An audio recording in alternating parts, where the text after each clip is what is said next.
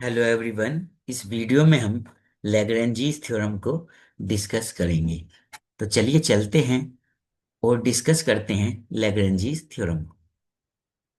तो लैग्रेंजीज थ्योरम का जो क्वेश्चन है एग्जाम में ज्यादातर किस तरह से आता है, स्टेट एंड प्रूव लैग्रेंजीज थ्योरम। यानी आपको लैग्रेंजीज थ्योरम का स्टेटमेंट लिखना है और उसको प्रूफ भी करना है। क्लियर? या फिर इस क्वेश्चन को एग्जाम में इस तरह से पूछ लिया जाता है, let H be a subgroup of a finite group G. Prove that the order of H is divisor of order of G. Clear? तो सबसे पहले स्टेटमेंट पर आते हैं लैग्रेंजी थ्योरम के। तो लैग्रेंजी थ्योरम का स्टेटमेंट क्या होता है? लैग्रेंजी थ्योरम का स्टेटमेंट होता है द ऑर्डर ऑफ अ सब ग्रुप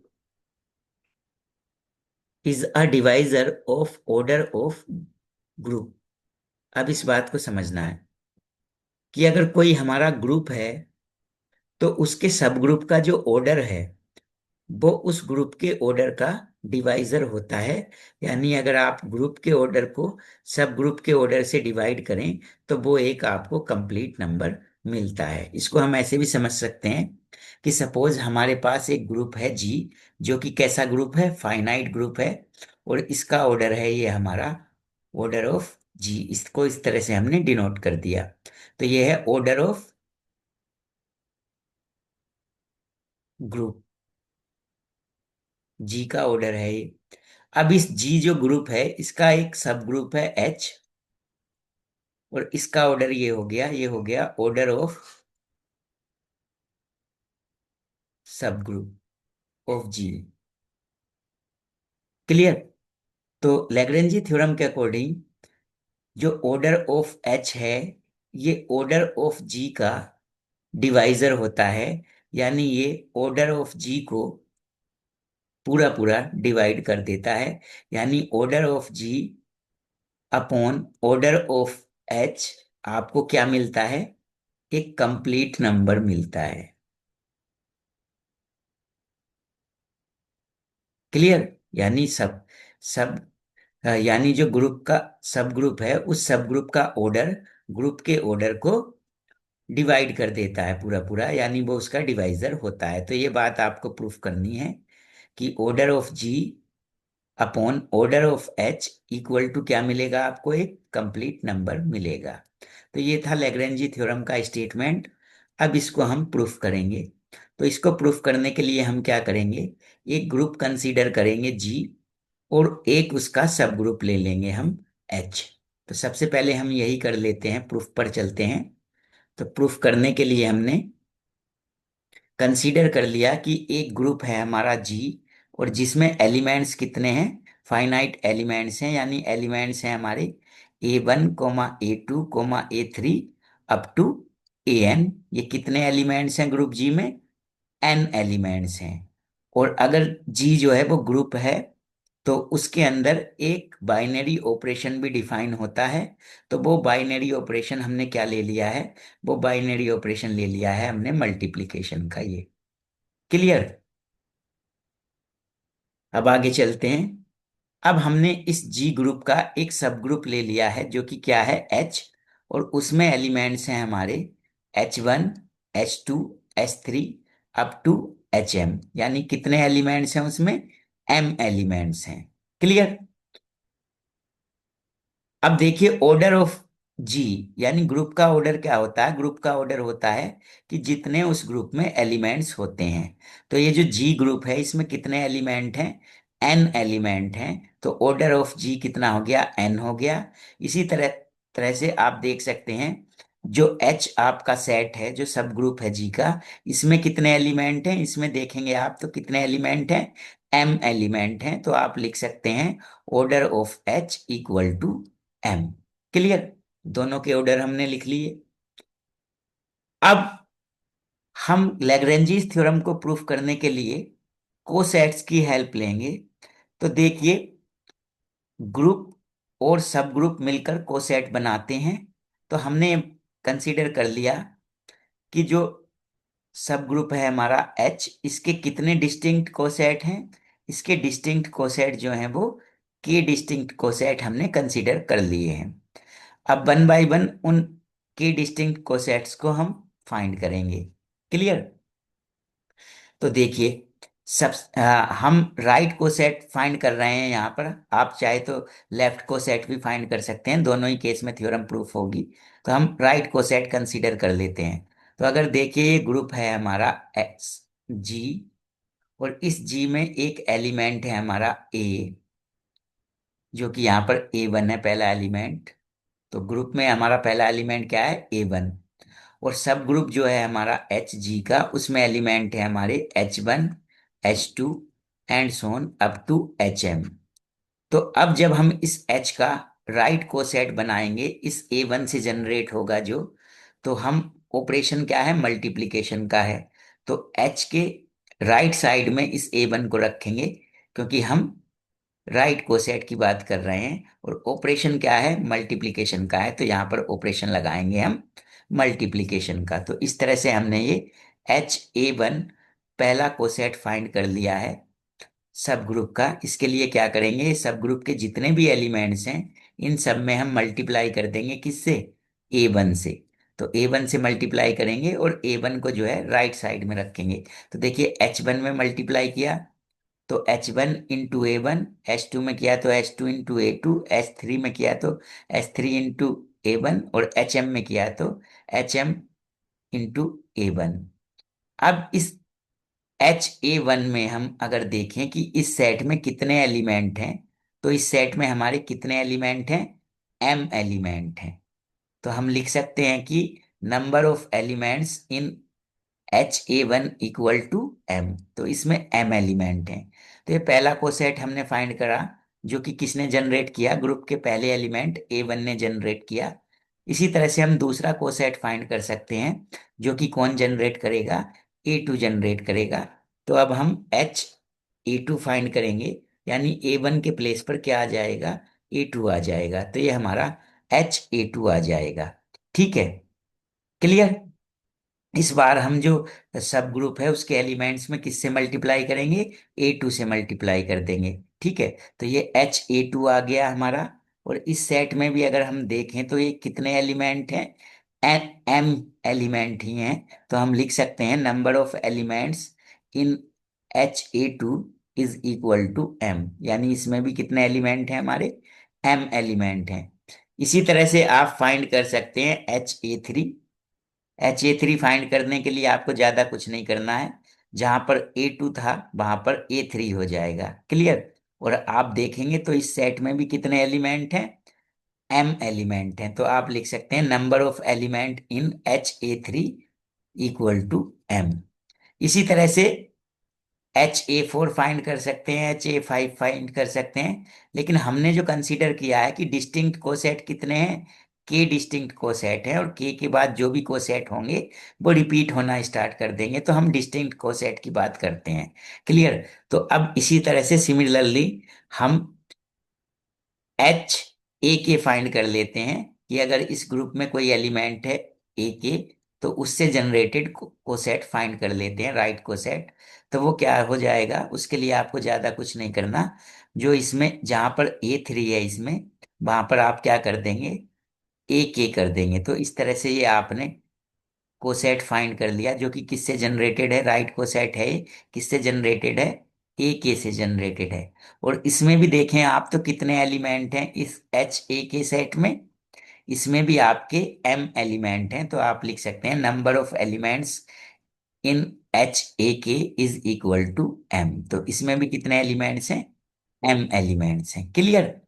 तो ये सभी को डिस्टिंक्ट कोसेट्स हमने फाइंड कर लिए। इसके बाद हम क्या करते हैं?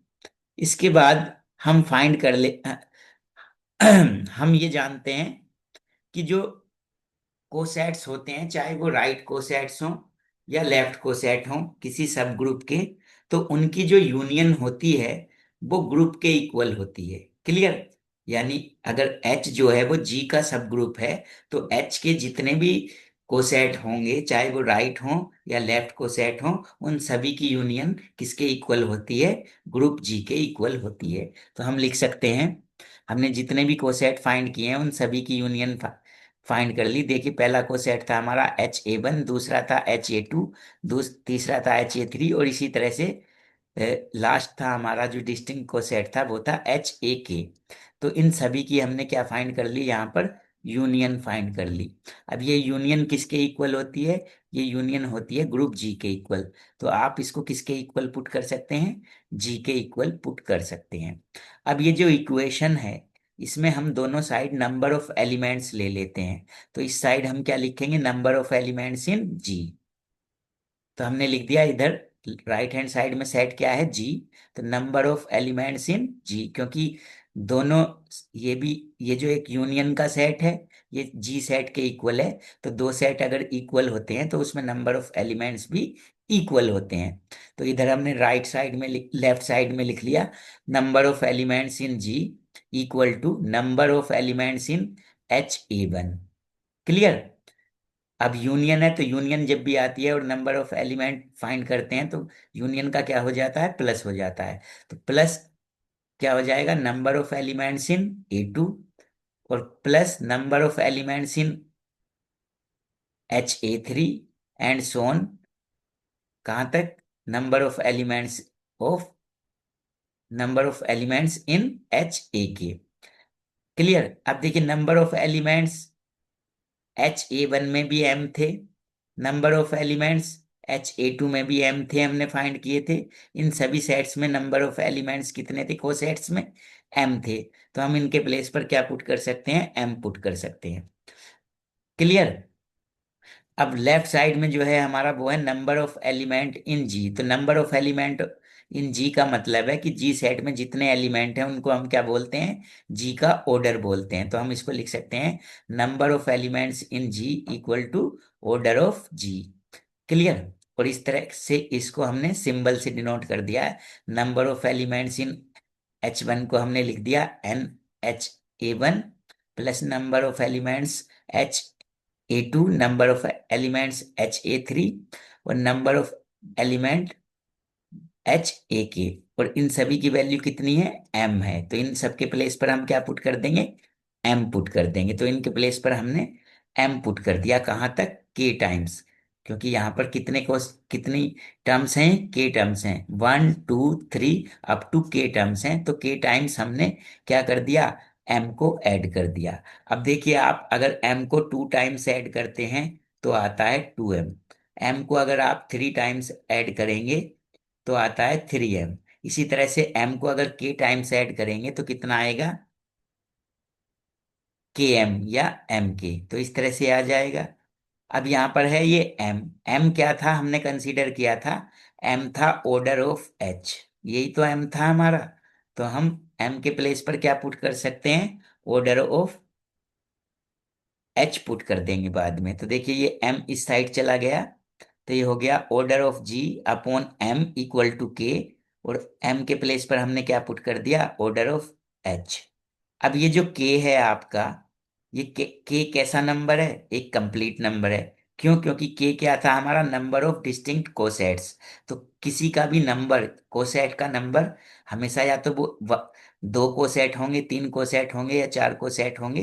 तो यानी वो कंप्लीट नंबर है। तो k कैसा नंबर है, कंप्लीट नंबर है। तो यानी जब आपने ग्रुप के ऑर्डर को डिवाइड किया सब ग्रुप के ऑर्डर से तो आपको एक कंप्लीट नंबर मिल गया। तो इसका मतलब क्या है कि सब ग्रुप के ऑर्डर ने ग्रुप के ऑर्डर को पूरा पूरा डिवाइड कर दिया। तो यानी आप बोल सकते हैं कि ऑर्डर ऑफ सब group is divisor of order of group. और यही क्या होती है आपकी, लैग्रेंजी थ्योरम होती है। क्लियर। तो इसका मतलब हमने लिख दिया, this means order of subgroup is the divisor of order of group। Clear. तो ये लैग्रेंजी थ्योरम हमारी जो है वो प्रूफ हो गई, यही तो प्रूफ करना था। अब एक बात आपको हमेशा याद रखना है, रिमार्क दे देता हूं मैं यहाँ पर, कि लैग्रेंजी थ्योरम का जो स्टेटमेंट है उसका कन्वर्स जो है वो ट्रू नहीं होता है। अब कन्वर्स ट्रू नहीं होता है इसका क्या मतलब है, इस बात को समझ लीजिए।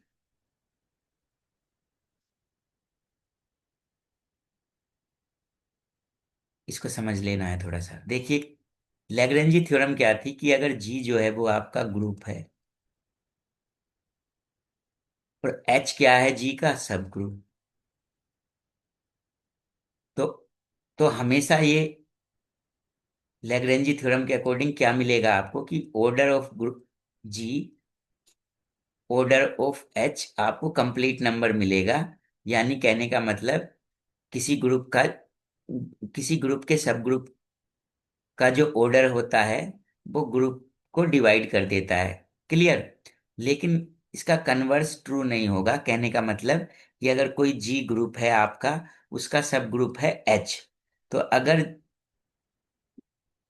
जी के ऑर्डर को इस सब ग्रुप का ऑर्डर डिवाइड करता है, तो इसका ये मतलब नहीं है कि एच इसका जो है वो सब ग्रुप होगा। क्लियर। एक बार फिर से समझ लीजिए।